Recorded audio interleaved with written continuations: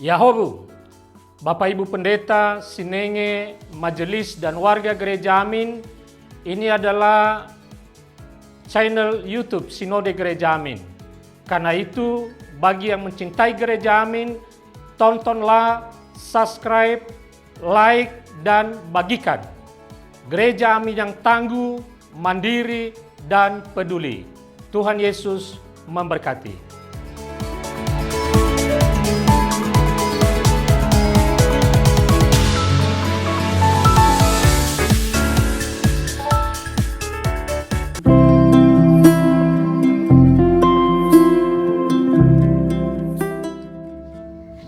Jumpa kembali dalam acara TFC. Kali ini kita akan menyimak tulisan dari Bapak Jan Calvin Bindo dalam buku renungan Teens for Christ yang berjudul Untuk Aku berdasarkan Matius 25 ayat 31 sampai 45 bersama dengan saya, Yusefa Adiana. Mari kita bersatu di dalam doa. Tuhan Yesus yang baik, terima kasih untuk penyertaan Tuhan di dalam kehidupan kami, untuk kesehatan yang masih Tuhan berikan kepada kami. Tuhan, sebentar lagi kami ingin mendengarkan firman Tuhan. Tuntun kami untuk boleh memahami firman Tuhan, untuk boleh belajar, dan untuk boleh melakukannya di dalam kehidupan kami sehari-hari.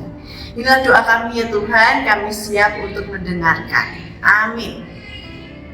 Teman-teman yang akan menjadi pusat perenungan kita diambil dari Matius 25 ayat ke-40 yang berbunyi demikian, segala sesuatu yang telah kamu lakukan untuk salah seorang dari saudaraku yang paling hina ini, kamu telah melakukannya untuk aku.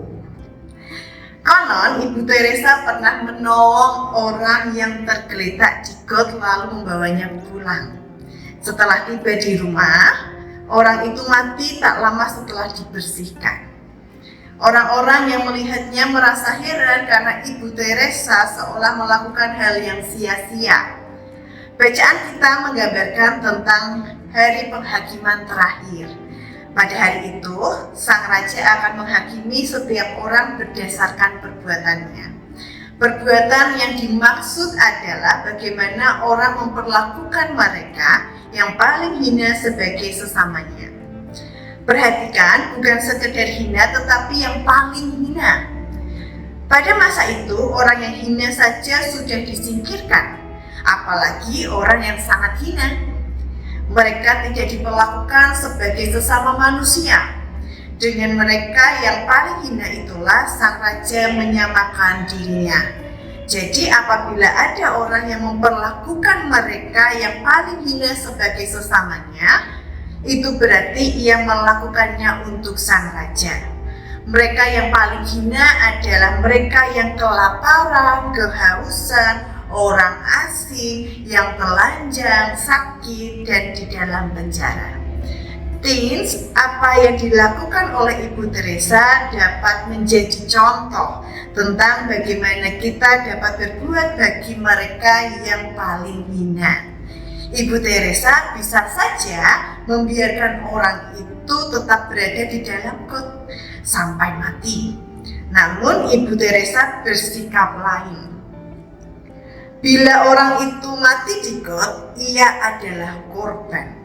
Sedangkan bila ia mati di rumah, maka ia adalah sesama. Apa yang dilakukan oleh Ibu Teresa adalah perilaku yang dikehendaki Tuhan.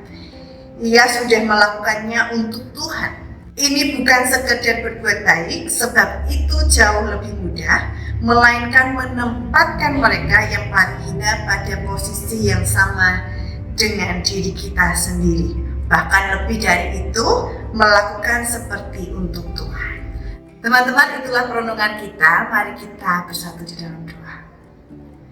Tuhan Yesus yang baik, terima kasih untuk penyertaan Tuhan. Terima kasih untuk firman Tuhan yang boleh kami dengar, yang mengingatkan kami Tuhan, untuk mengingat sesama kami, bahkan yang paling hina sekalipun, serta juga memperlakukan mereka dengan penuh kasih. Inilah wujud cinta kasih kami kepadamu ya Tuhan.